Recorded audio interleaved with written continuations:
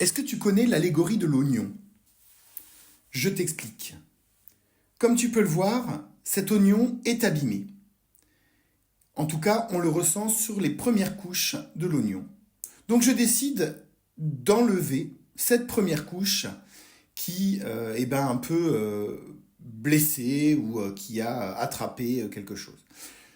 Je me rends compte que la deuxième couche, juste en dessous, l'est également parce que la partie malade, la partie blessure, a commencé à progresser vers l'intérieur et à toucher le corps de l'oignon. Donc j'enlève cette couche et en tâtant, c'est un peu mieux, mais je me rends compte que c'est toujours pas suffisant parce que ça a encore progressé. Donc j'y vais, j'hésite pas, je travaille à enlever cette nouvelle pelure, cette nouvelle couche de cet oignon pour voir ce qu'il y a en dessous. Et je dois encore continuer parce que ça progresse vite. Tout ce qui est laissé et tout ce qui n'est pas travaillé, tout ce dont on ne se débarrasse pas, eh bien, ça progresse dans le corps.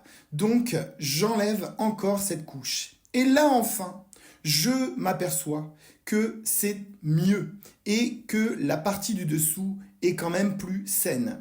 Ici, ce n'est pas abîmé, c'est juste la forme comme ça. Donc, je peux le laisser, je peux le garder. Et l'oignon peut être consommé ainsi.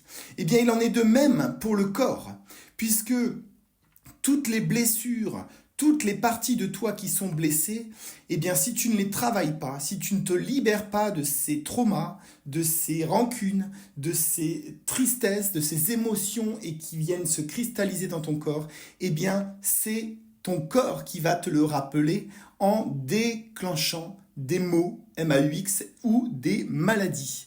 Et comme tu peux le voir à l'intérieur avec cette photo, eh bien, l'oignon est parfait. Il est en bonne santé à l'intérieur de lui parce qu'on a débarrassé les couches qui n'étaient pas saines. Donc, n'hésite pas à travailler sur toi avant que cette maladie, ces blessures, ces émotions viennent se cristalliser et transformer ton corps en éponge et lui-même qu'il soit malade. Si ce contenu te parle, si tu penses qu'il peut également parler à d'autres personnes, n'hésite pas à le partager et puis abonne-toi pour plus de contenu inspirant pour la suite. À très vite.